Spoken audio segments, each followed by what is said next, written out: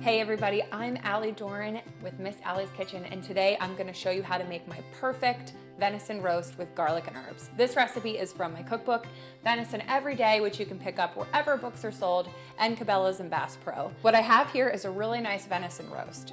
I've defrosted it, and I actually have it sitting on a paper towel. That helps to absorb some of the old blood, and that will help the gamey taste. I'm gonna go ahead and pat this really dry because we're gonna sear it to get a nice crust before we braise it low and slow in the oven for a few hours. By patting it dry, we're just ensuring that we're getting a nice crust on the meat when we sear it. And before I salt and pepper, I'm just gonna turn my stove on like a medium-high heat. Now that my roast is all dry, I'm gonna go ahead and just salt and pepper it liberally. Working it into the meat just to make sure we get a nice layer of seasoning. You'll notice here that I have some silvery tissue or connective tissue, or some people like to call it silver skin. I'm actually gonna leave this on my roast.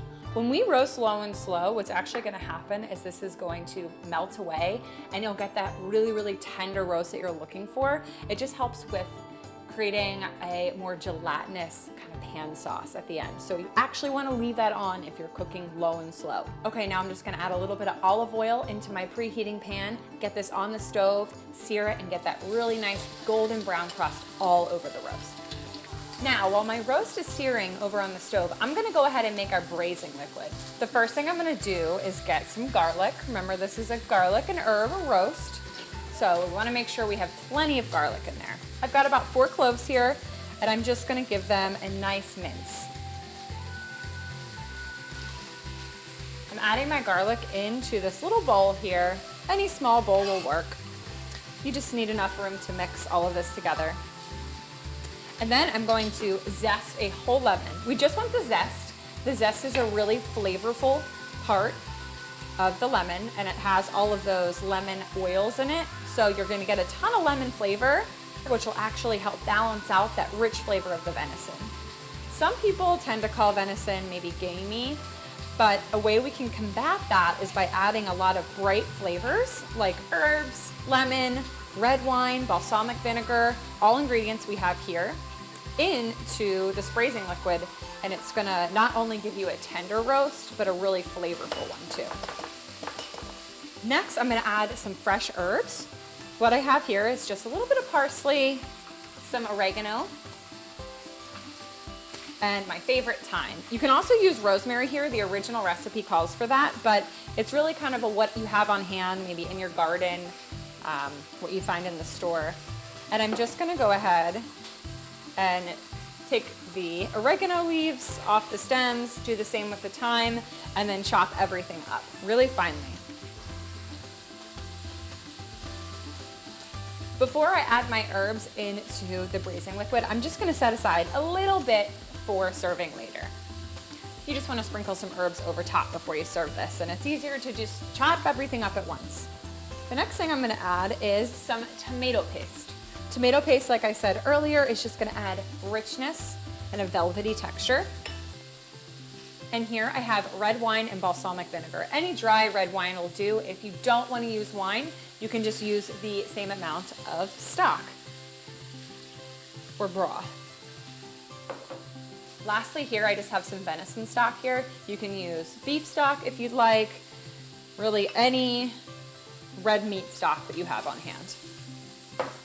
All that's left to do is just make sure this is well incorporated. You can do it with a spatula or a whisk. So this is all whisked up, and I think my roast is ready to flip and sear on the other side.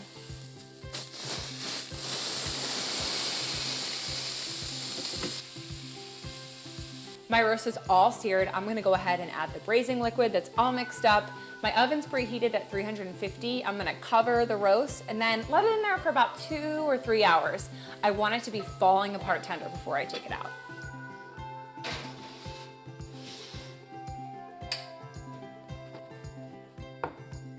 So I actually made this other roast so I could show you last night.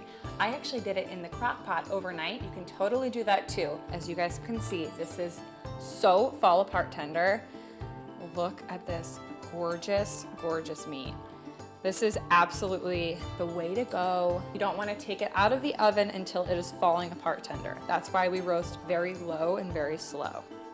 So if your roast still isn't falling apart, what you can do is drop your oven temperature down 50 degrees and seriously just roast until it falls apart. So now that I've got this kind of pulled apart, you can see that this little bone just comes right out. Just leave that on the side. Set my forks here for serving.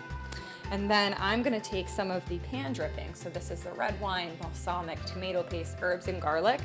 And I'm gonna pour it over top of all of this goodness here.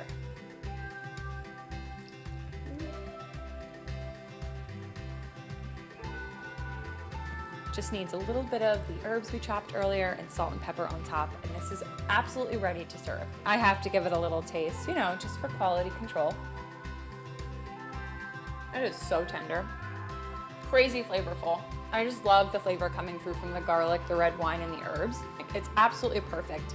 This is a foolproof meal that you can serve in the cold months, during the holidays. It's gonna impress anybody, and you can make it on a weeknight.